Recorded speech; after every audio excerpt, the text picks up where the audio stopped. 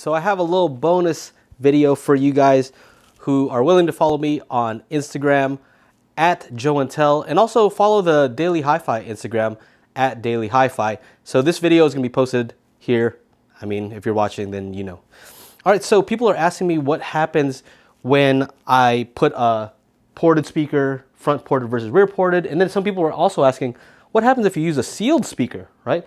Now, unfortunately, I don't have a sealed speaker, but I do have these foam bungs that that you use to plug the ports. So right here, I have my ELAC UB5, which is rear ported, and this fits perfectly into that. So let's see what happens when I actually plug that port.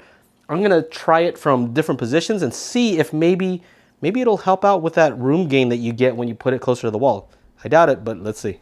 Put this here. I'm just gonna keep that mic there. I'm not gonna really even move it too much, but let's see what happens. So this is nothing in the port. So this is still here. Port is wide open. Let's just go ahead and play some noise through there.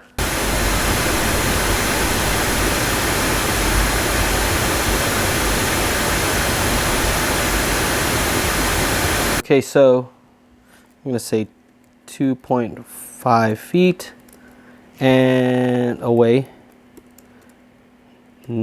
Open port. Okay, so let me smooth that out just to kind of get a better idea what's going on. There we go. All right, so let me actually just plug the port and see what happens.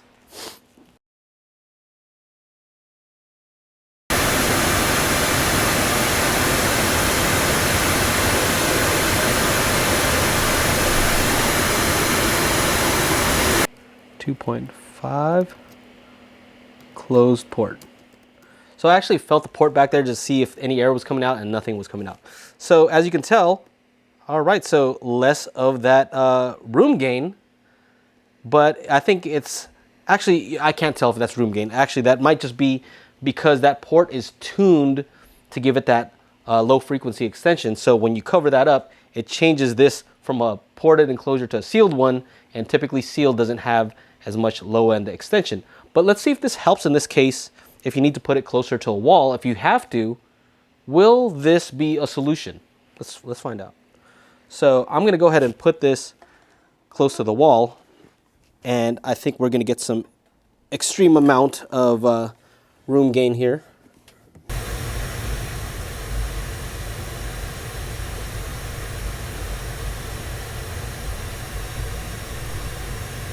Corner, open port.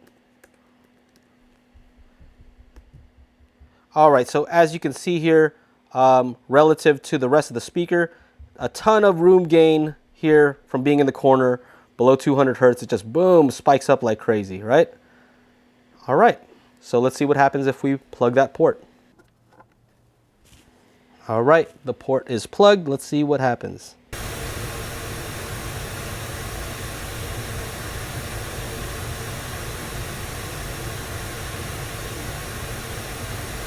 All right, so I'm gonna call this corner, closed port, closed port. Some smoothing. Well, what do you know? Let me go ahead and take these away here. So this is the one with the closed port, and we are still getting some room gain, that's for sure, because this is without it, right? You can tell that that's much flatter, right? When the speaker is pulled away from the wall. But let's compare these two. Look what happens when the port is completely open versus when it's closed. So that helps. It definitely helps, right? Yeah, very interesting. So there you have it. Basically what we found out is that plugging up that port does help. If you have to have it close to the wall, if you have no choice, then you're getting that boomy bass and you don't want that, then you may want to try to find one of these foam bungs. I've noticed that this one here is a little bit of a different type of foam than what I'm used to seeing. Maybe it lets less air through, but I'll link to some if I find some on Amazon in the description. But yeah, it definitely looks like it'll help, especially if you can still move the speaker out slightly, but you're still getting a little bit more room gain than you want. Then you may want to try to experiment with that.